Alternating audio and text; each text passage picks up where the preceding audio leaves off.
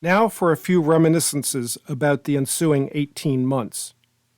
My first night partner, Jerry Duke, crime scene technician, 2nd District, February 3rd, 1977.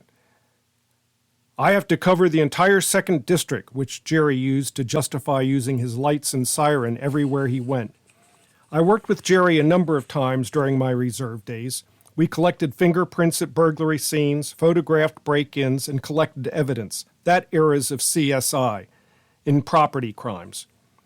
I remember the first dispatch to Scout 923, that was the crime scene unit, when Jerry said, "Here, you answer the radio. Just tell them 10-4 that we're en route." For some reason, I recall many of his fellow officers often saying, "Remember, the Duke don't dance." I never really figured out that was unless he was just a klutz or they were referring to something about John Wayne. Anyhow, it was over my head. As part of the reserve obligation, we were expected to spend the majority of our time conducting home safety inspections and engraving valuables, that was known as Operation Identification, attending crime information fairs, and directing traffic at RFK Stadium for football games. Honestly, that is the reason it appeared that the majority of the reserve signed up to watch those football games for free, particularly those reserves from other police districts.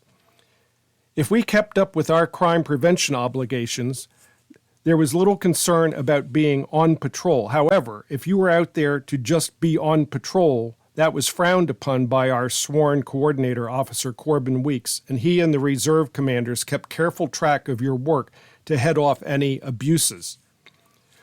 So with the exception of being on special patrol, alone with two other officers, Lloyd Reese and Rick Mulderick, during the Hanafi Muslim hostage crisis, attending a few events at RFK, and believe it or not, directing traffic solo on the 4th of July, 1977 at Constitution Avenue and 15th Street. What an unbelievable experience that was. Most of my hours were logged performing those home security inspections. I still see the stickers on some houses that I inspected still in place, 40, 45, almost 50 years later? Almost all of my patrol hours were spent with officers assigned to Georgetown. Occasionally, I'd be assigned to someone working AU Park or Friendship Heights or Cleveland Park or downtown, but almost all of my time was spent in one of the 4 beats that made up Georgetown. The busier the area, the smaller the beat or patrol area. Generally, there was one cruiser assigned to each patrol area with either 1 or 2 officers aboard, supplemented by foot patrols and scooter units. The shift supervisors, the sergeants and the lieutenants, loved it when a reserve reported for duty, as it allowed them more flexibility in assigning their officers other full-time duties.